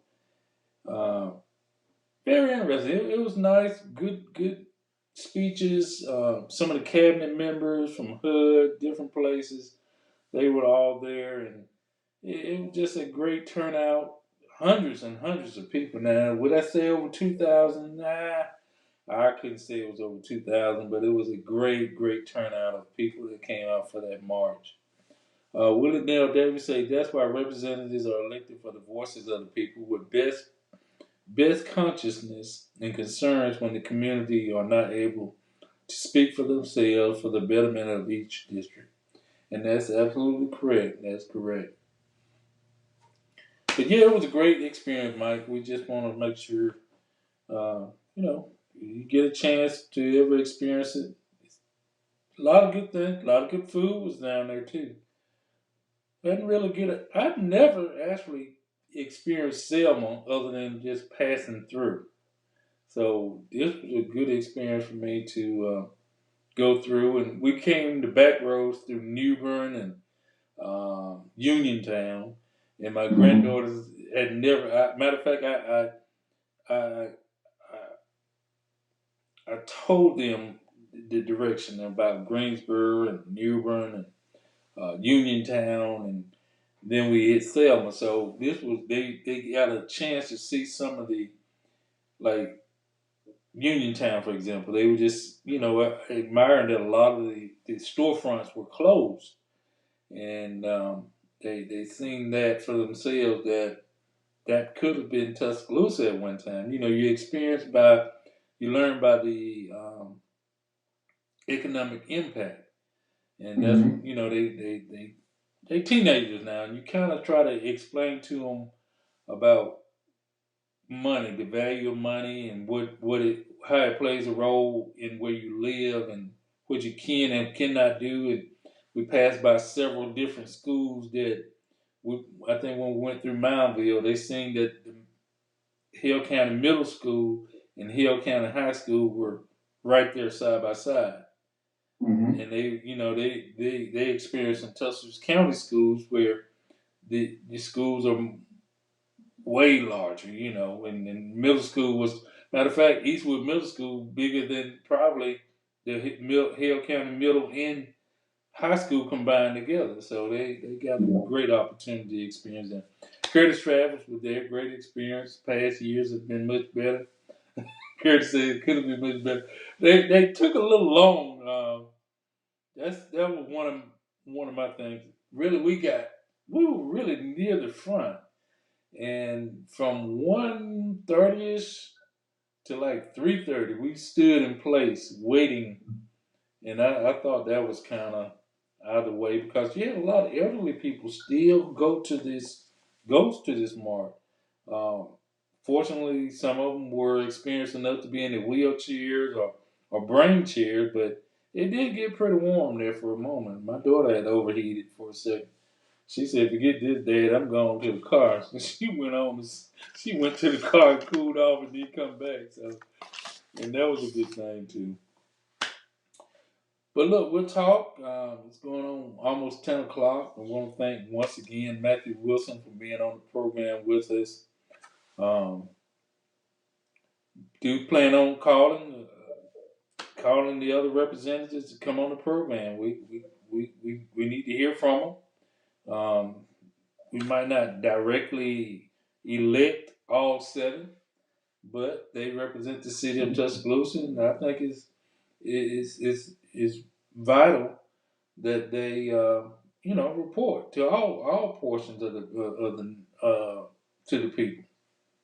Yeah, our district. We're giving you an opportunity, speaking of the other council members, giving you the opportunity to explain or, kind of plead your case for how you voted on certain things and your idea, your vision for your district. So, well, I've yeah, told you don't want to be feeling like you're in the ivory tower against your district, people in your district. I did talk with Councilman Lanier, and he has plans to come on the program. I'm gonna make my business to go to Jack's this coming weekend and invite Councilman Phil. Yeah, seriously, I'm gonna make it my business Saturday morning to go to Jack's and He won't be down there because nobody else shows up. I'm gonna make it my business. You go down, gonna be prepared to buy 2 biscuits for $6. Well, I might have to eat the breakfast, but I'm planning on going and ask Councilman Fair to come. I mean, I'm gonna call them all, so you know, you can either say yay or nay, whichever He one. probably, he might surprise, he might show up. He might show up. He might be down there in Jackson agree, come on. Well, he said on the city council meeting today that he was gonna be there this Saturday. Didn't say what Oh, time. okay. He didn't say what time, but I'm gonna predict 8 o'clock, or I'm gonna go on his Facebook page and see if he set a time that he'd be there. Since that's his voting, well, that's his meeting location, which is a good idea. I mean, ain't nothing wrong with having a set location. And, you know, I think you would want somewhere bigger to accommodate, you know, more people, just in case everybody might not want to, you know, go to an eatery and have nowhere to sit down. That's what I was thinking, Daryl. You know, like at the very least, you know, that particular Jack is right there on the interstate, right by the truck stop, and it's always packed, especially in the morning time. It's packed all the time. So how you even gonna know who your district at? Some of them folks probably ain't even from the city. That's up in there. So just seems to me like you would go through. I'm not exactly sure why you won't go to a parallel Well, and have that meeting. well, I will invite him. Plan on inviting all of them. Come on the program in the next couple of weeks or months, um, and we'll just go from there. Just go from there. Yeah. If They can y'all, only say yay or nay. yay or nay, whatever reason. Some people might not feel, hey, I ain't got an answer to you, you know. That's just how some people might feel. But once again, we appreciate Matthew coming on the program. You know, I let all of them know that, hey, this ain't going to be no easy task to come, because it gives you an opportunity to go in more in depth for us the questions and the answer, vice versa. The answer from the city council person to the citizen, and that way you can kind of get more information on why they did something or said one particular way, and look at it from another perspective, rather than maybe no one ever paid any attention, or it never was brought up about the 1965 Act, Voting Rights Act of 1965, Section 2. Me personally, going to look it up myself and read it. I need to see what it says for myself. Knowledge is power. That's a concern of mine, there. I think that it was a whole lot of people not informed. It was a whole lot of, and I guess I kind of put them on the spot when I asked the question about other city council people trying to explain to uh, people in their district about that. But I just don't. I don't understand. I don't think that we get the information out to the people the best way. I don't know how we can get it out to people the best way, but when he got off the phone today, he suggested, especially with the Barnes Bench YMCA, and even with your idea, Daryl, that everybody starts showing up at city council. Um, and it was, I think it would take a whole lot of people to get up there for them to kind of change it. But the one thing that was kind of put out there was they definitely looking to build the Barnes Branch YMCA in the parking lot of Madon Hughes. That's where it appears it might be going, unless there's um, some secondary thought, and you know, like I said, bring it to the people. Bring it to the people. Bring it to the people. ACLA. One thing. Yeah, I can't understand how you you wouldn't at least ask District 1 city council person if there are viable location that he at least thinks is a good place for the barn French fry and chili. That you completely cut him all the way out of the decision making. That kind of says something to me. As you know, you ride around and you think about the locations.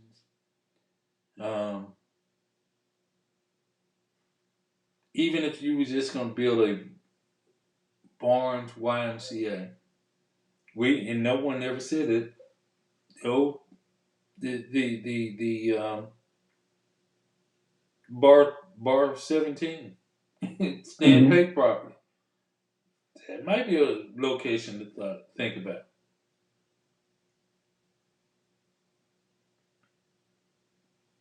Might be a thing. Might be an area. I mean, I'm not just thinking of a venue for sports activities. I'm just saying it ain't very many locations in District 1 that has the land availability. Mm-hmm. Now, that means you had to purchase it from somebody, but you already own the property at Pelmo Park. You already own the property where it's presently located. And there again, if we playing baseball at the McDonough Youth Center now, I don't have a problem with playing the baseball. That's the only thing we do at the McDonough Youth Center is utilize the baseball fields. So, as Matthew mentioned about the programs, the itinerary of programs that now would be offered with the city taking over. You know, we didn't go into question about the City of Tuscaloosa Youth Department that the mayor had mentioned in his campaign back months ago. What all that entails. What do this youth program all entails that he mentioned, or youth department or whatever it might have been. No one knows the details behind that. I know Birmingham has something similar to something in Birmingham relating to a youth program or youth division, but what's going to be offered? You got the PAL Gym. You got the PAL Gym, the McDonough Youth Center within what, a mile, less than a mile of each other. So now you're gonna bring the McDonough Youth Center, Para, and PAL all in one. I really wish it could have stayed in his district because I really truly feel that he would push for, advocate for, and promote youth events. I just don't feel like, I feel like I don't, being located where it is, well, most likely that's where it's gonna be. I don't feel like there will be an advocate for it. I feel like it may just be there. It's a done deal. In other words, you feel like it's already a done deal. We just going through the hoops. Yeah, it kind of is. Yeah, yeah, yeah. And I just wish that it could have just been just rebuilt where it was because, like I said, I feel like that District 1. I feel like Matthew Wilson would push for and advocate for, promote, go out and seek. I mean, he would just be an advocate for the youth and the activities that he talked about. I feel like if it stayed in his district, if it stayed where it's currently located, or somewhere in his district, like I said, if it had to be Paramore Park, I just feel like he, um, I don't feel like District 2 council person will give 2 cents about it. I'm just say it like that. Say it like that. I actually agree with you. I think that the only time that it'll be brought up is during election time, and it's going to be I brought this here type of scenario. Take credit for it. for things that she might have or might not have done. And a good question Curtis asked, what they gonna do with the old building? We can't just let it sit there and not tear it down. So if you're gonna tear it down and rebuild it, at least utilize it for what it's already there for. I just think, and like I said, Bowers Park has the tennis courts, swimming pool being fixed. It has the power building. It has the softball fields.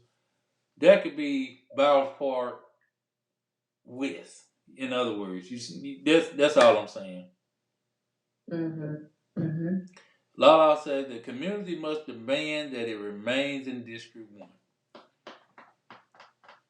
I agree, but Lala, we just get so disgusted with the outcome. We just get so disgusted with the outcome because it's like the more we try to demand, it's like I made my mind up. This how it's gonna be, and this what's gonna happen.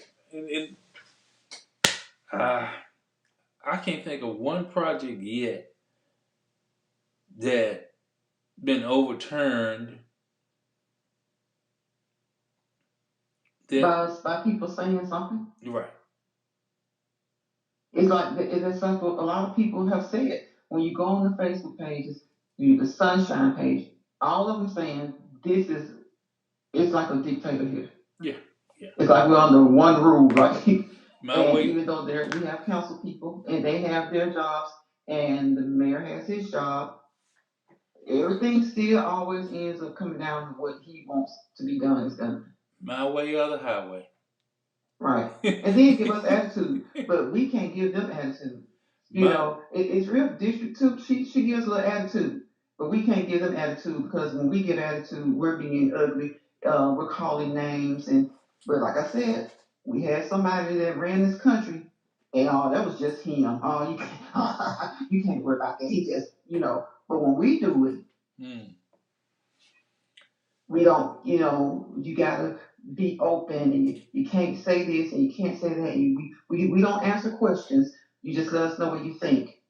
I mean, with all that knowledge, all that stuff we let them know, they ought to be some real knowledgeable people. And we still sitting here clueless. We ain't clueless, but you know what I'm saying. We ain't getting no feedback.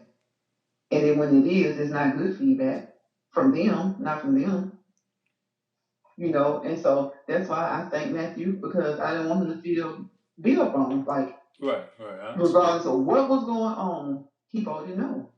Mm-hmm.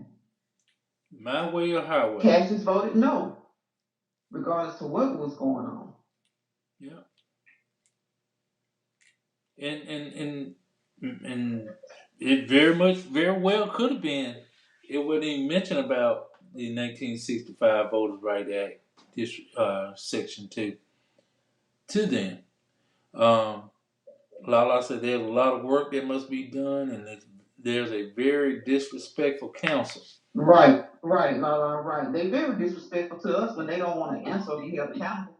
But we can't question. If we even, Daryl, you can give them a simple question. That is a question. And it's rude. Or they'll get back with you. And after you hear something, I'll get back with you, and you get disgusted. Then you start to get a little tone and be a little perturbed.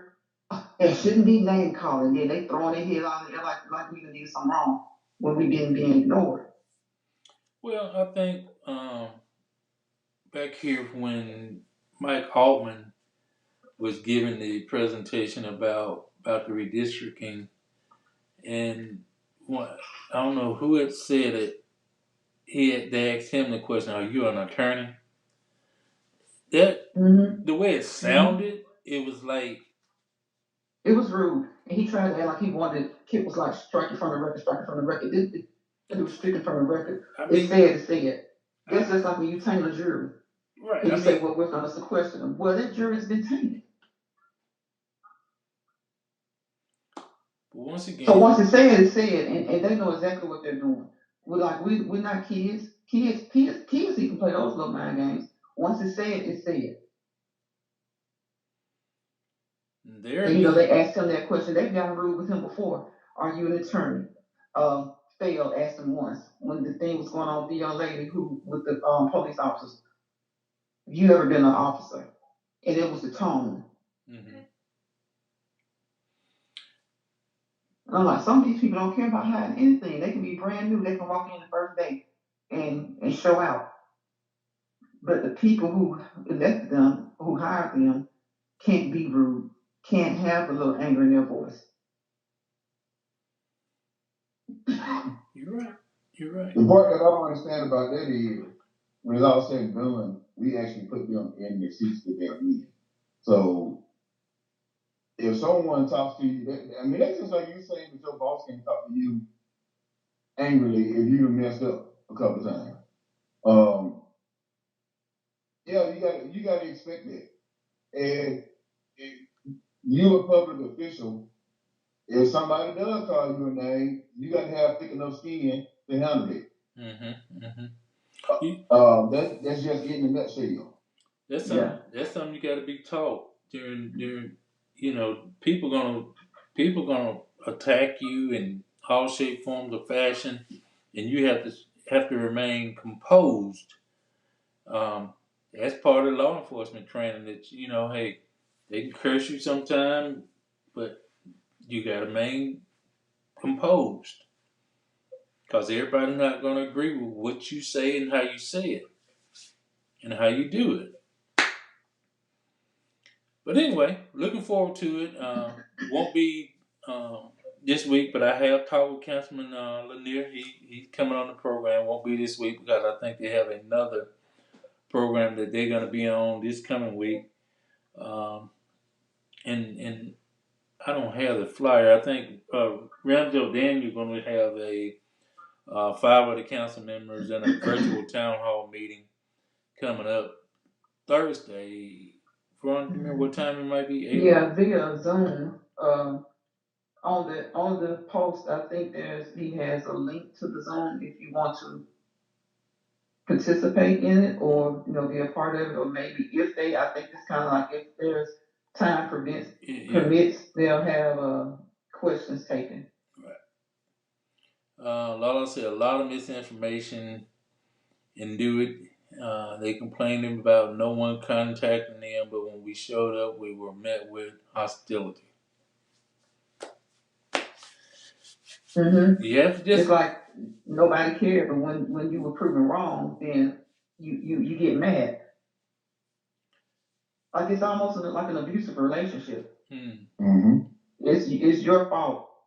When you do something wrong and somebody holds you accountable, then you got excuses. And it's not your fault. But you were in the wrong. Yeah. Well, y'all. But yeah, that Zoom, that flyer does have a join me via Zoom, join us via Zoom. It has the meeting ID and the passcode and everything on it. Okay. The virtual town hall meeting. Who is this Pooh Ray? Oh, Daniel doing damage control for the mayor.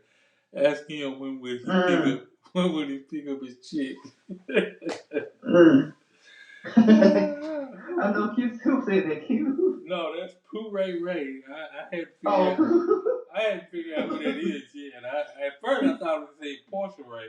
And then that more and more the question that is, nah, that ain't Portia Ray.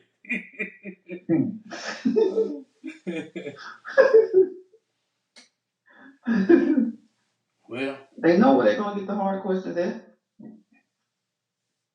And the question shouldn't be hard. No, it's not. It's just being upfront. I mean, just if it's about the transparency that he preaches about or that they preach about, it's not hard. And even when they're hard, you can be honest. It's not like you're ruling your household. It's like you running a city. Little white lies and little fibs around your household. Okay, that's one thing. You're the ruler of that. But to a whole city. Yeah. I noticed a lot, and I think it was mentioned in the news about one of the city engineers leaving or left. So, just you look at A lot of the high-powered people that left Tuscaloosa and went and joined Northport. Something just ain't right. When Mm-hmm. and when I say that, I mean I'm saying like, of course, every cabinet member or every person in charge want people, like-minded people surrounding them that willing to carry out the mission. That's the word. But when the mission turns into a democracy or no, a dictatorship, Mm-hmm. then there begins to be questions of what's going on, why. I mean, you had three major players of department heads or major people to leave Tuscaloosa, city of Tuscaloosa, and go to Northport. Something just ain't right. And people don't want to be connected to things that aren't right. Like I said earlier, you can't please all of the people all of the time. But when it comes to a point where something just ain't right and people start leaving, they don't want their names attached to that. That's true. That's true. Kurt said rumors is he was fired. Well, Hmm. something just ain't right. There's a lot of historical knowledge and valuable experience. Look at the issue with the water bill. They can't get it right. Yeah, How you gonna get it right when you they don't have. estimate it? They estimate them because they didn't. What Sunshine said, the machine that was reading them, they don't have the batteries for it. So, and that's what I meant to ask Matthew about that too. The $1 million for the batteries for the water meter readers. So now you got people going out estimating what your water bill is. If y'all watch the city council, it's just like that little man said. Sometimes some people gotta go so far to look for their meter. And once you find the meter, it's been dirt on there like for 5 years. So and then sometimes they don't even tell you that they estimate, but they act like it's only every now and again. Hmm. And why can't the due date be the same or fall on a 30-day pattern? So if it does that, it's only gonna be off no more than maybe 2 days. But if you look at that sunshine today, that it was several people on there talking about the issues with the water bills. Hmm. Well, I know people saying it's going up, up. About 20 people, especially in District 6. Right. One of them even said they wanted to contact their council person in District 6. And I was like, I don't know if he might can do a lot for certain ones y'all over there, but I don't know what he gonna do about that water. Now, that, like I said, when we first brought that up about the water bill, I was telling you about me and my coworker talking about her water bill was $300 and some dollars. I said that must be too much. She said no, and she lives in District 6, so I'm gonna remind her one more time. That might be something you might want to get looked into very seriously. Ernestine Young said, "When you speak up and speak out, you're criticized by Putin and his army. Who would know better than myself and Miss McKinstry? Some cannot handle the truth." Thank you for joining Miss Young. Thank you for being on the program with us tonight. Once again, like I said, I'm gonna try to bring you some more of our city council people to the program and see can we get some questions asked and answered and ideas shuffled around other than from city staff. City staff.